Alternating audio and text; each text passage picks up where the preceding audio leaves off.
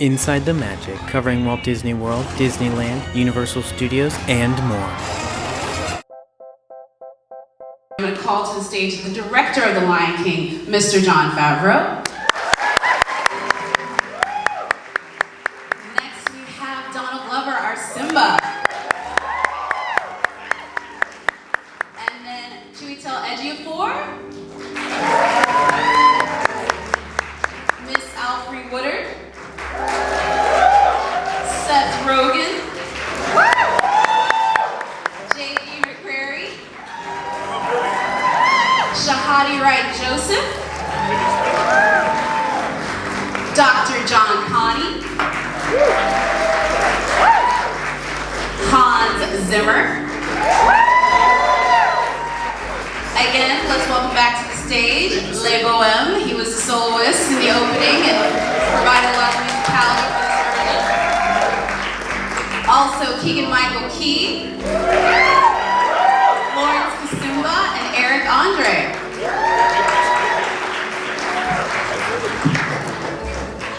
I am awesome. I know. Billy Eichner. Oh my gosh, Billy Eichner. I don't know how I forgot your name. I'm so sorry, sir. I play Timon and I'm very good at it. Oh my god. I did not realize that. Just so you know, Billy, I was very defensive of your absence and kept saying they missed Billy. Yeah, no, they did. They did. Let's just go ahead and say it. There's 14 of y'all and I dropped a name. So there we go. I apologize. Billy, I feel so bad you're down there. Are you going to be mad at me now? I'm sorry. I apologize. I'm going to start with you, Jon, though, really quickly. I do want to mention this part. I know the reason why you came back to The Lion King especially was because you felt you cracked the code in the Jungle Book. So what did you crack in the Jungle Book? Well, Jungle Book, I've been working on both these movies back to back for about 6 years, and all the new technology that was available, I had finally learned how to use it by the end of the Jungle Book. And at that point, with the team that we had assembled for it, all the artists, because a lot of attention is paid to the technology, but really these are handmade films. There's animators working on every shot. Every environment that you see in the film, other than actually there's one shot that's a real photographic shot, but everything else is built from scratch by artists. And we had a great team assembled, and then the idea of using what we learned on that and new technologies that were available to make a story like Lion King with its great music, great characters, and great story seemed like a really wonderful, logical conclusion. And so that was something we set out to do. And then how long did you work on the film? Because I saw the footage at CinemaCon 2 years ago, and then you slowly teased it out to the world, and it broke the internet with 224 million views in the first 24 hours when folks got to see you, and I got to see 2 years ago. So how long have you been working on this? Well, I've been working about 3 years on this one, and a lot of them have been working for the same amount of time because they came in back when it was pencils. So it was a huge leap of faith for this fantastic cast we have. And of course, musically, Le Bohème and Hans Zimmer, who were so involved with the first one, to trust that it could turn out well was a big leap of faith for everybody. And in many cases, they kept coming back and recording again and trying new things, especially with the comedy bits. So although this isn't like one of those things where I've been toiling away alone, it's been a huge raft of artists, people who were involved with developing the musical landscape of it, doing early recordings and coming in and contributing through improvisation, redoing scenes, rewriting scenes. So this team here isn't just a bunch of people that recorded one time as a music stand and come here for the press conference. These were all people who were collaborators and filmmakers along with me. Excellent. And I mean, just look at the stage. Like, there's so many names up here. Everyone up here is so accomplished. You guys, I think, could be doing a ton of different things. Like Donald, thanks for recreating your childhood in IMAX, because that's been great between Star Wars and Marvel and now The Lion King. That's pretty awesome. What about this Simba, though? I heard that you said that this Simba's different, and he gave you something that you didn't experience before that you wanted to bring to this version. I guess Jon was really good about the circle of life being like having a major hand in it. I really feel that it's good to make movies that are global and like metropolitan in sense of just like the citizens of the world, like making sure that we talk about like how connected we are right now, because it's the first time we've ever really been able to talk to everybody at the same time. So I felt, it was just like a necessary thing. I felt like he was really good about talking about that very, very upfront at the beginning of it. And he's like, this is what I kind of, because like, he kind of did it in the Jungle Book too, where like the Jungle Book story is the same, but the idea of like, humans' their tricks are their power, and like and they can help everybody. Switching that and like making the story the same, I think the same thing happens in this in such like a great way. Like my son like saw it last night and was like freaking out. He did an amazing job. Yeah, I heard your son was very excited to like just be able to see it. Like what did you tell him going into it? You're like, just so you know, Daddy's Simba. I didn't tell him anything. I really didn't. I mean, it's his favorite movie. So I was like, oh, I'll just wait until he gets there, but somehow he found out about it, but still didn't know I was in it. He was just like, oh, the one with Beyonce. And then during the movie, he's like, oh, Dad's in it too, this is great, bonus.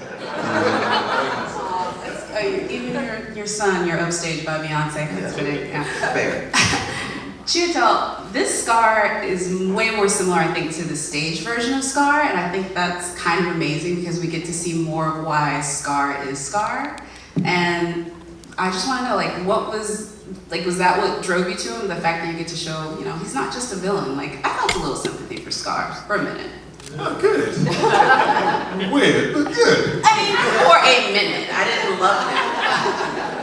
I felt that, it was just really interesting to go into that psychology, to really sort of try and uncover that and to look at it. I'm a huge fan of what was done before, obviously, like everybody else, Jeremy Irons, and just sort of really just going back in and exploring that character again from a slightly different perspective and seeing what was there, and it's such an incredible part to play.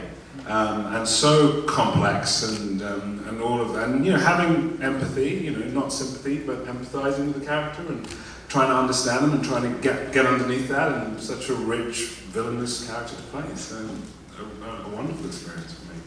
Yeah, and I think Alfre, with your character, she's kind of the Helen of Troy of The Lion King in a lot of ways, and we get to kind of experience that for the first time in this film, at least in the film version, because John, that came from the stage play as well, right? Yeah. So tell us about it. It is called The Lion King, but everyone knows that the lionesses are actually the rulers, the protectors, the nurturers, the hunters of the pride. And so John was able to give us the space to be that. One of the first encounters I had with wildlife was maybe almost 40 years ago in a concert, and it was happening upon the lionesses, and you could hear the king in the distance. He was coming, but they were sitting and we were a little close to them, and I've never felt more afraid and more attracted at the same time that I realize I think that is the mother thing in most women and in some men, is that, at the same time you suckle, but you also, you will eliminate anything that comes close to endangering those cubs. So I just sat in that and I did whatever John told me to do. John, you created a VR game, right? For everyone to sort of play around with? Well, we actually built, that was one of the big differences between this and Jungle Book. And Jungle Book, we were essentially using the same motion capture technology for performers and cameras as had been developed 10 years prior for Avatar. But towards the end of that, there was a whole slew of VR, consumer-facing VR products that were hitting the scene. And we started experimenting with it at the end of Jungle Book and realized that we could build this really cool system of filmmaking using game engine technology and this new VR technology. And so we essentially were writing code as we were going for a multiplayer VR filmmaking game. And that way I could bring in people who don't have any background in visual effects. We would design the entire environments. We took all the recordings that we had from the actors. We would animate within the game engine, in this case it was Unity, and the crew would be able to put on the headsets, go in, scout, and actually set cameras within VR. And whenever anybody visited, I would pop them into the equipment. Did you all play the video game? Yes. Oh, some of y'all. Yes. Oh, everyone. Awesome. Okay, JD, you grab mic, so tell us about the video game. It's so cool. It's like watching your favorite movie, but everything, like, you're in it. You're in the movie. That's exactly what it was. You did an amazing job with this. So it's me and Shahadi, Mr. Favreau. Yeah. We put on the headsets. We had these little controller things in our hands, and we would just fly. Yeah, we could fly. It was like we were Zazu. We were birds. We were whatever we wanted to be, and we saw everything. We saw the Pride Lands. We saw Pride Rock. We saw the watering hole. We saw the elephant graveyard. We saw it all, man, and it was so cool. It was so cool. I mean, after that ringing endorsement, when does this hit shelves? Because you just got like the best ad for this VR game. It needs to be on the shelf. It's a very specific VR game that only works for making one movie. But we built all the assets from it, and so there, we've been talking. I'm not sure where we're at about different VR type experiences, because gaming and filmmaking, it's all overlapping so much. We're at a time with so much change and disruption, and I think the effort here was to keep the tradition, not just the tradition of the film and stage production that came before us, but the filmmaking tradition. Oftentimes when new technology comes online, it disrupts an industry. But with just a little bit of effort, we were able to build around the way filmmakers and film crews work. And so a guy like Caleb Deschanel, fantastic cinematographer who I've always wanted to work with, inviting him to do a very technically advanced film without any prior background in visual effects, and just saying, hey, we'll make it so that you could just make a movie as you would have made the Black Stallion. And let's bring you in, and having people like Rob Legato, who's a big part I can't really take credit for all these innovations. It was a whole team of people, Magnopus, Rob Legato, people from MPC. But once we set this up, it's fun for them to see what it's like, but then we would actually have cameras driven in VR space by a film crew that was in a room about the size of this room, with dollies and cranes and assistant directors, script supervisors, set dressers. So we kept the same film culture and planted it using this technology into the VR realm. And so, although the film was completely animated as far as performances went, it allowed a live action film crew to go in and use the tools they were used to. And so part of what's so beautiful about the lighting, the camera work, the shots of the film was that we were able to inherit a whole career of experience and artistry from these, from our fantastic team. And I think it's nice to look at technology as an invitation for things to progress and not always something that's going to change the way everything came before it. I think there's a balance between innovation and tradition. No, it's really amazing. Again, people are going to want it, so Disney, make it happen. I think I unconsciously wanted to separate Billy and Seth because I heard that you guys cut up every single time y'all get together, and maybe that's why I messed this up. But Billy and Seth, you guys robbed every scene last night and stole every scene last night. It was completely hilarious. I couldn't hear a lot of your dialogue because people were laughing over it. So I just kind of have to ask you guys, how much was you and how much did y'all just pull out as you were going through it? You want to start? Yeah, okay, I'll start. Okay, great. Never gonna let us down. Okay, it was a lot of improvisation, right, Yeah. Billy? It was what was so nice, and we were actually together every time that we recorded, which is a very rare gift to have as a someone who's trying to be funny in an animated film, which I've done a lot, and you're often just alone in there. And I think you can really tell that we're playing off of each other. It's incredibly naturalistic feeling, and they really captured Billy. Like, that is what is amazing. Is like, I would say, like he essentially played himself on a TV show for years, and this character is more Billy than that character. Somehow, which is, it's like endlessly, it's remarkable to me how, like, his character specifically makes me laugh so hard. Yeah, they made me, I wish I was as cute in real life as I am in the movie. Like, the Timon they designed is so adorable. And I think the juxtaposition of my personality in that little Timon body really works. And yeah, I agree with everything that Seth was saying. It was, I can't imagine now looking back not being in the room together. No. Because it would be like this. It's cool. A little harder to have a great rapport. Yeah. Yeah, being able to riff off each other and really discover our chemistry together in the same moment. You can feel it when you're watching the movie. I had not seen the finished movie until last night, and I was shocked by how much of the riffing actually ended up in the movie. And I think it works, and I think it feels very unique to other movies in this genre. Which can often feel a bit canned. The fact that it has like a looseness applied to like probably the most like technologically incredible movie ever made is like what is like an amazing contrast that like it feels like people in a room just talking and then it's refined to a degree that is like inconceivable in a lot of ways, and that that mixture is what I think is so incredible, and that's what Jon really like captured in an amazing way. I'm gonna ask one more question, I'm gonna throw it to the audience. If you guys have a question, please raise your hand, they'll come over with microphones. I do have to ask this, I don't want to spoil it. I just want to know, there's an Easter egg, a Disney Easter egg in the film from Seth and Billy. Who came up with that beauty of a moment, if you will? Jon Favreau. It was Jon, yeah. Yeah. Everyone has to see it. I don't want to tell anyone about it, but just know that Jon Favreau. There's a gag that references another Disney property in there, and through inspiration, they do that in the stage show.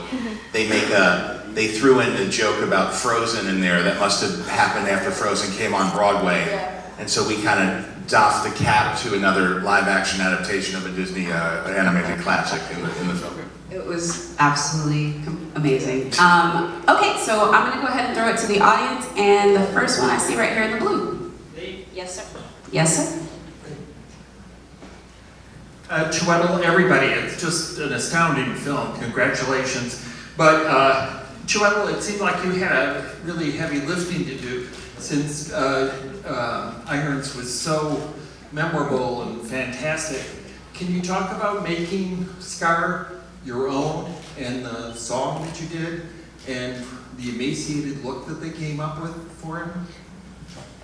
Well, maybe Jon can talk a bit about the look and everything, but yeah, just obviously in so many ways the original is just this extraordinary event, just so iconic, and so it's exciting to even get the opportunity to begin a journey like this, and to go into any of these characters, and the part of Scar is obviously that extraordinary part to play. And in a way you just, you approach it the same way you approach any other part in a way, and you sort of, you identify with the character, you look at the psychology of the character, you place yourself into those circumstances, and that creates its own individual slant. And so, in a way, as much as I personally, absolutely with everybody else, loved the original, you kind of make it your own and you create the sort of an individuality to it in that way. Did you think about Iago? I'm sorry, what was that? I didn't think He said, did you think of Iago?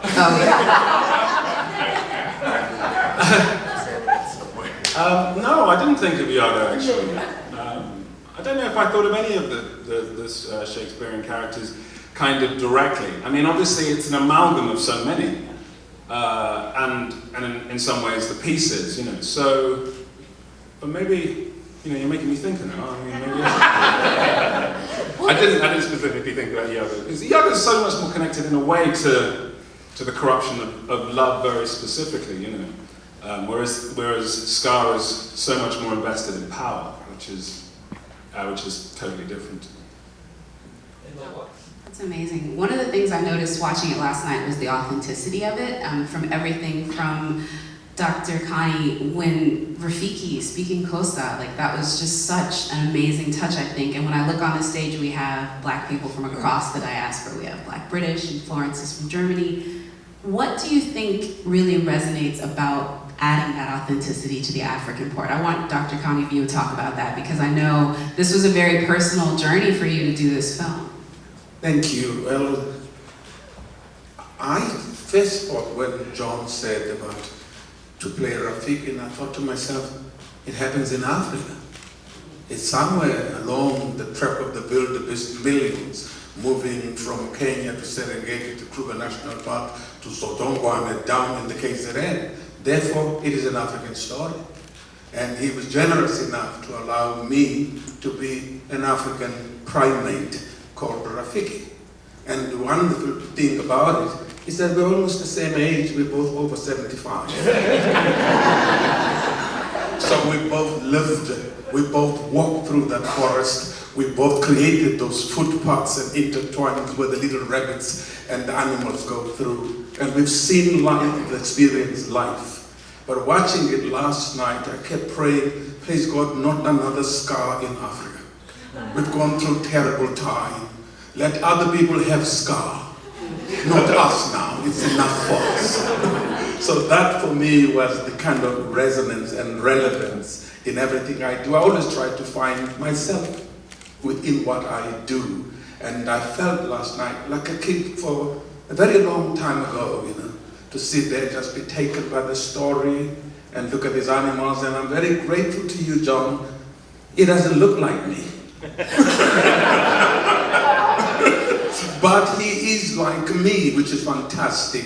And it's a story that I'm looking forward to our premiere in Johannesburg, where it will be full of all African people who are looking for something that is about them. We are sort of not at the level of entertainment that the Western world is. Everything we see on the play, in the screen, we read, we take serious. We take that it speaks to me.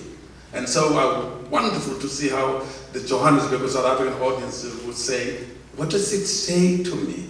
What does it make me feel? Why am I celebrating it? Is it humanity? Is it us? Is it our dignity? Is it our future? And is it what we want to tell our children? Because we're only 25 years in our democracy. I went to the American Embassy in South Africa and understood you guys were celebrating 243 years of democracy, and you ain't got it right yet.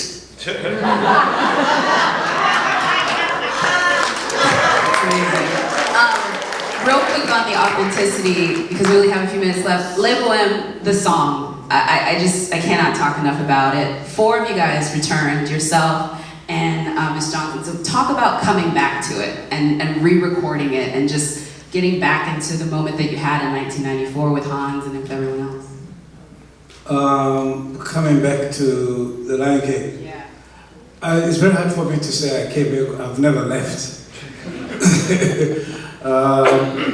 And the greatest gift is to be able to re-enter a journey that's been in your life for 25 years and be able to be part of something that I initially thought was a setup that Hans won't talk about. I first met this man, we did a project called Power of One. This is like a family reunion for me. My elders here, Dr. Jon Favreau, and I saw my sister Alfre. When this movie came out, we were busy trying to shut down the South African embassy in Beverly Hills. I was one of the rebels with Artists for the New South Africa with Alfre. And this movie came out after we did another movie called Power of One. And then transition between the old South Africa and the new was literally in progress. And everything that Hans says is actually true, that we were now recording this thing. There was arrests and all kinds of things happening in South Africa.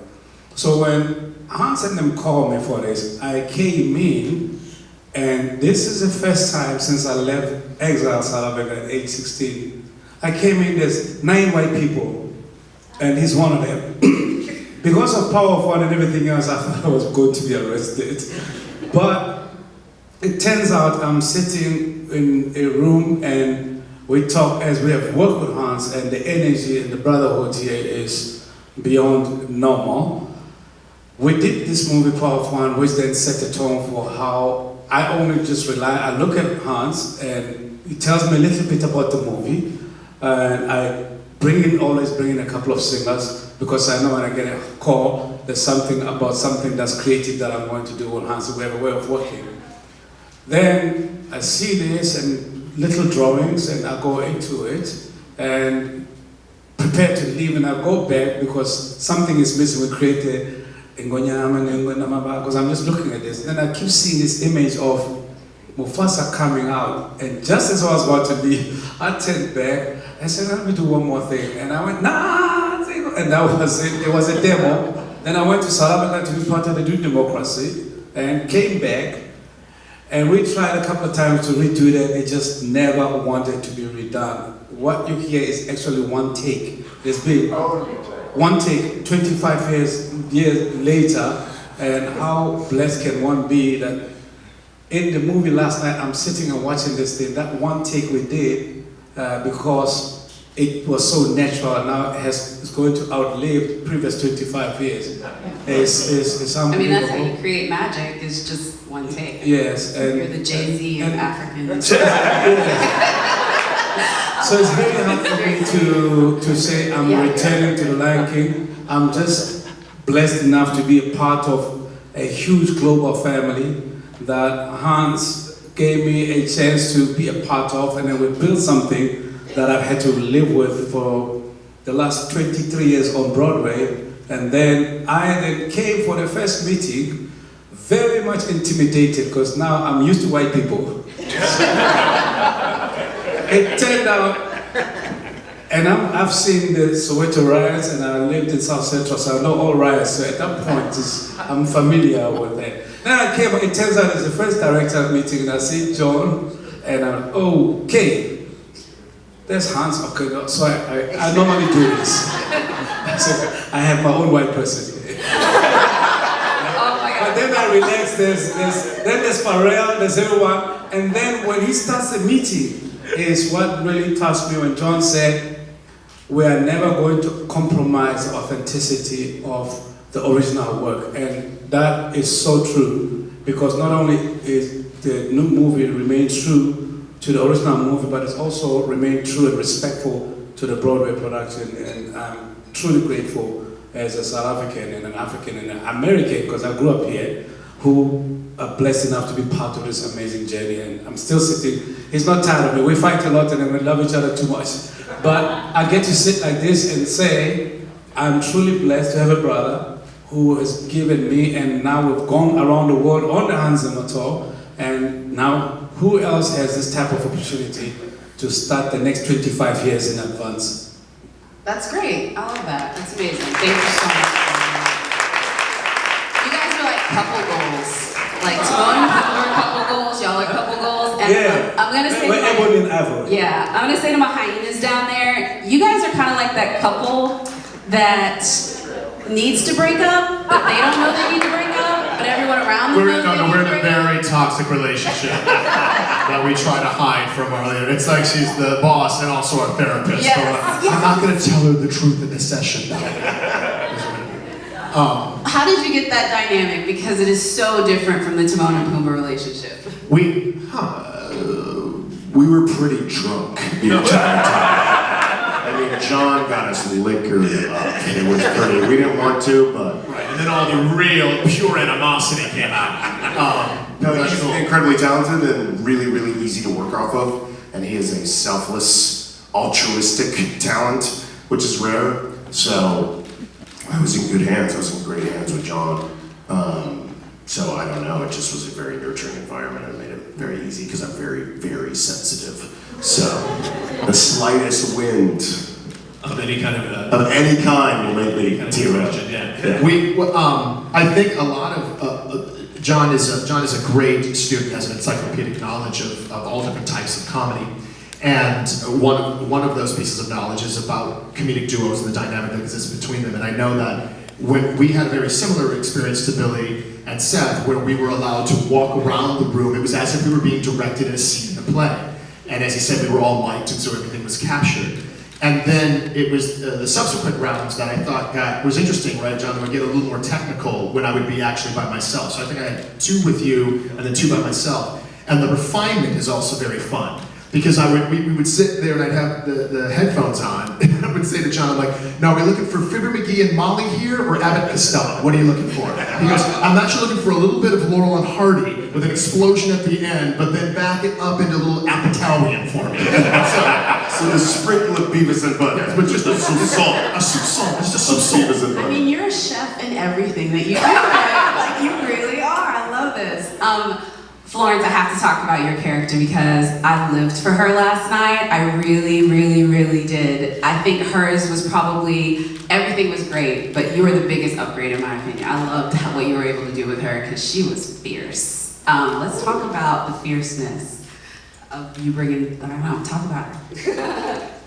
Well, I was lucky that I got to play the part already in Germany for more than a year, and we played like 8 shows a week. So when you tell me who is Shenzi, it's like a muscle memory because I got to play her every day. But this Shenzi is so different. I remember in the musical, we had sometimes shows where I was embarrassed because the hyenas are so dumb and funny, and they are entertaining. But this is so different, this experience, because when I listened to the dialogue, or when I read them, I realized that this is way more dangerous and more serious. I was lucky that my first day that I was in a black box, and I was working with Eric Andre, and with JD, and we were very physical because the guys were so strong. It was easy for me to just be big, and because everybody's very confident, we could just really try out things. We could walk around each other, we could scare each other, we could scream, be loud, be big, be small, and it's like working in the theater, which I love.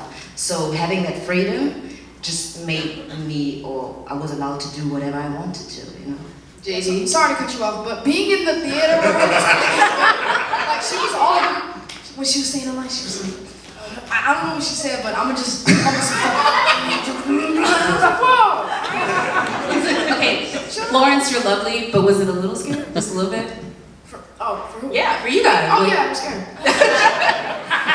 I'm still scared of her. I want my guy I love you, Florence. And then also, by the way, Florence, everyone's had a great couple years, but let's talk about it. Wonder Woman, Black Panther, and then The Lion King, sis. That's a pretty good, like, 3P right there. Shahadi, too, also was in the stage play, did Young Nala, and now you're also doing Young Nala in this one, and you have Every Black Girl's Dream. You share a credit with Beyonce, Carter Knowles, so like, we'll love life. So what was it like doing both versions, the stage and, you know? It was amazing doing both, and it was such an honor doing the stage play on Broadway and also doing it in the all-new Lion King. And one thing that I really saw the difference was that on Broadway, everything's a little bit more structured. I feel like maybe Florence, you probably felt that as well. And you kind of just have to like follow direction, which is cool too. But also, you know, in the all-new Lion King, I loved how John gave JD and I just a bunch of freedom, and especially Pharrell and Hans.